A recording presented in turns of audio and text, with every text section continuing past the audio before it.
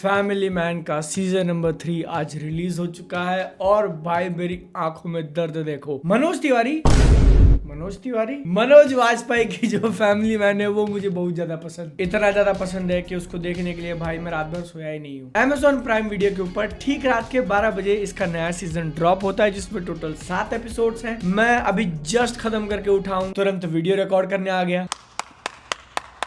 सुबह के 7 बजने वाले हैं। कोई अगर आस पड़ोस में देखेगा तो बोलेगा वाह कितना आदर्श बालक है, सुबह 7 बजे उठ गया, उनको पता ही नहीं कि मैं सोया ही नहीं हूँ। तो बेटो अब फैमिली मैन की बात करें तो ये वो सीरीज है ना जिसकी शुरुआत अगर हम लोग ध्यान में रखें ओरिजिन्स कहाँ से हुआ था। बेसिकली मेन मुद्दा है कि एक सीक्रेट सर्विस में काम करने वाला देसी एजेंट जिसका नाम टाइगर पठान कप्पू अप्पू नहीं है क्योंकि इंटेलिजेंस में काम करता है, वो जू में नहीं, टाइगर पैंथर लायन। उस बंदे को देश भी बचाना है, देश के लिए भी काम करना है और साथ में अपनी फैमिली वाली लाइफ भी हैंडल करनी है। ये दोनों रिस्पॉन्सिबिलिटीज को वो किस तरीके से जगल कर रहा है इसके ऊपर पूरा का पूरा शो बनाया गया। और यहाँ पर हमने सीजन 1 के अंदर दोनों के बीच में काफी बड़ा सेपरेशन देखा हुआ था। सीजन 2 में इसकी चीजें थोड़ी ब्लेंड होने लगी, फैमिली और ड्यूटी दोनों आमने सामने आके खड़े हो गए जब बात उसकी बेटी पे आ गई। तो सीजन 3 के अंदर अब पूरा का पूरा इन्वॉल्व घुस चुका है। अपने काम की बात वो किसी से छुपा नहीं सकता है, बल्कि छुपाना नहीं, उनके ऊपर भी उंगलियां उठाई जा रही हैं। पूरी की पूरी फैमिली को भगोड़ा बनना पड़ा। इसका सीजन नंबर 1 और सीजन नंबर 2 मुझे बहुत ज्यादा अच्छा लगता है। सीजन नंबर 2 के एंड में अपने को एक काफी बड़ा हिंट दिया हुआ था कि लॉकडाउन लग चुका है, चाइना का इन्वॉल्वमेंट, नॉर्थ ईस्ट में जा रहे हैं हम लोग, वहां बॉर्डर पे कुछ बड़ा होने वाला है। वेल एक्चुअली में सीजन 3 की जो कहानी दिखाई गई है उसमें कुछ बड़ा तो हुआ है, लेकिन श्रीकांत तिवारी जो इंसान है उसके लिए पर्सनली ज्यादा। एपिसोड नंबर 1 में एक घटना होती है और वहां से वो इस मामले में फंसता है तो फंसते चला जाता है। और बिना कोई स्पॉइलर दिए इसकी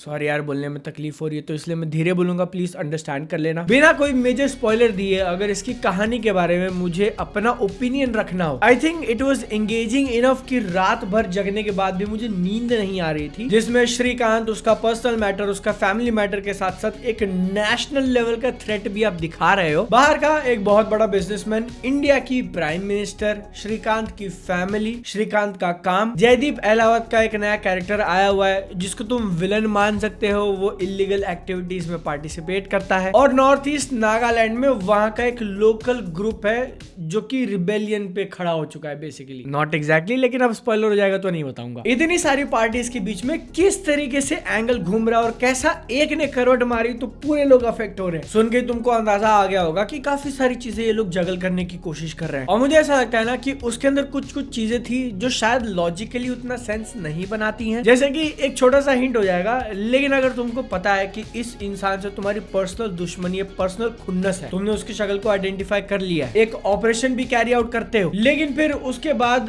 अगले 2-3 एपिसोड तक वो सारा ट्रैक भूल जाना, हम लोग कहीं और फोकस कर रहे हैं, किसी और को ढूंढने की कोशिश कर रहे हैं। एपिसोड 4 देखते देखते मैंने बोला भाई यार the last thing I want कि इन दोनों के बीच में कुछ रोमांटिक सीन हो, और कुछ लोगों के बीच में दिख गया। और शो के एंड में आते आते एक तो बहुत बड़ा क्वेश्चन मेरे सामने आ गया कि मोहतरमा है, ठीक है, एक फीमेल कैरेक्टर है, वो म्यांमार गई क्यों? और उसके बाद आप दिखाते हो कि कोई एक जाना पहचाना कैरेक्टर बिल्डिंग की छत पे खड़ा होकर खुद स्नाइपर चला रहे जबकि उसको जरूरत नहीं है। म्यांमार जाने वाली बात मेरे को समझ में आई कि मे भी आपका इंटेंशन था कि ये दोनों कैरेक्टर्स मिले, दोनों के बीच की केमिस्ट्री इतनी भयंकर लग रही है कि भाई मिलना जरूरी है। और इसी मौके पे फुल चौका मारा है जयदीप अहलावत ने। क्या जो होता है ना कि तुम देखते ही पहचान जाओ कि हाँ दोनों के बीच में आग लगी हुई है। मैं बता रहा हूँ ऐसी केमिस्ट्रीज आजकल की लव स्टोरी वाली मूवीज भी नहीं फील करवा पाती। लेकिन ये लॉजिकल फ्लॉज से आगे बढ़कर अगर मैं एक बड़ा डाउनग्रेड काइंड ऑफ मानूंगा कि फैमिली मैन सीजन 1 और सीजन 2 के अंदर जो एक एक्स फैक्टर था जिसके कारण वो अपने को इतना ज्यादा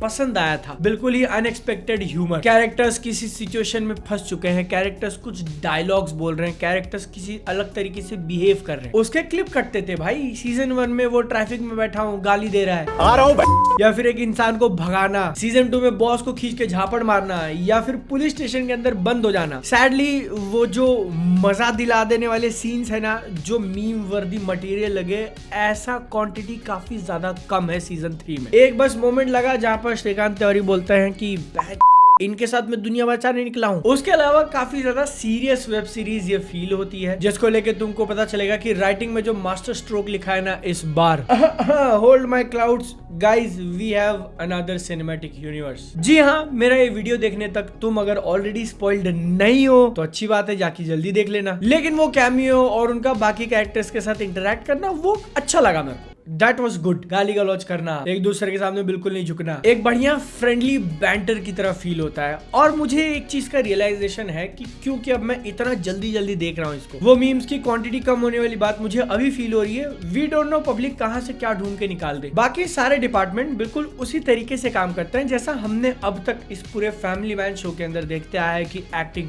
बहुत बढ़िया, मनोज वाजपेयी भले दिखने में स्पाई ना लगे लेकिन एकदम स्पाई वाला एटीट्यूड, और सीन्स भले ही कॉमेडी में ना लिखा हो लेकिन उनका रिएक्शन, उनके डायलॉग डिलीवरी का तरीका थोड़ा बहुत फन एलिमेंट ऐड कर देता है। जयदीप अहलावत जो एक नए बड़े एडिशन है इस सीजन के मेन विलन के तौर पे, उनके लिए जो कॉन्सेप्ट सोचा है ना वो मुझे काफी अच्छा लगा कि एक फैमिली मैन के सामने तुम एक दूसरा फैमिली मैन उतारो, एकदम टिपिकल विलन वाला विलन नहीं। And bro is a beast. I think मैंने ऑलरेडी तारीफ कर दी थी उनकी वो अट्रैक्शन वाले सीन्स में, लेकिन यहाँ पर विलन बनना हो, जहाँ खूंखार दिखना हो, नॉन चलांट दिखना हो, ब्रो इज अ बीस्ट। औकात बढ़ानी चाहिए अपनी, लेकिन भूलनी नहीं चाहिए। सबसे बड़ा क्रिटिक शो की राइटिंग को लेके ही फील होता है कि आपको एक ऐसा सिचुएशन दिखाना था जहाँ पर अपना सुपर हीरो अपनी जिंदगी के सबसे लोएस्ट पॉइंट पे बेसिकली किसी पे ट्रस्ट नहीं कर सकता, सब लोग उसके अगेंस्ट खड़े हो चुके हैं और हर कोई एक दूसरे के ऊपर गेम पे गेम फेंके जा रहा है, इन्फॉर्मेशन कहाँ से कहाँ फ्लो हो रही है किसी को समझ में नहीं आ रहा। ऐसे सिचुएशन में जो आपने ट्विस्ट रखे हैं ना कि ओ ये कैरेक्टर गद्दार है या फिर ओ ये कैरेक्टर ऐसे एक्ट कर रहा था, ऐसे ट्विस्ट उतने हेवी फील नहीं होते। अगर तुम थोड़ा भी दिमाग लगा के देख रहे हो तो ऑलरेडी समझ जाओगे कि हाँ ये साला गद्दार है। तो एक वो जो मिस डायरेक्शन वाली चीज होती है ना कि शायद तुम 2 पल के लिए किसी और को सोच भी लो, वैसा कुछ मुझे फील नहीं हुआ। प्रेजेंटेशन के मामले में अगेन ये वापस वही फेमिलियर फैमिली मैन है या फिर राजन डीके के बाकी शोज उठा के देख लो, लंबे लंबे टेक्स रखे गए हैं, छोटे मोटे चेस सीक्वेंसेस, जिसके कारण वो इंटेंसिटी फील होती है।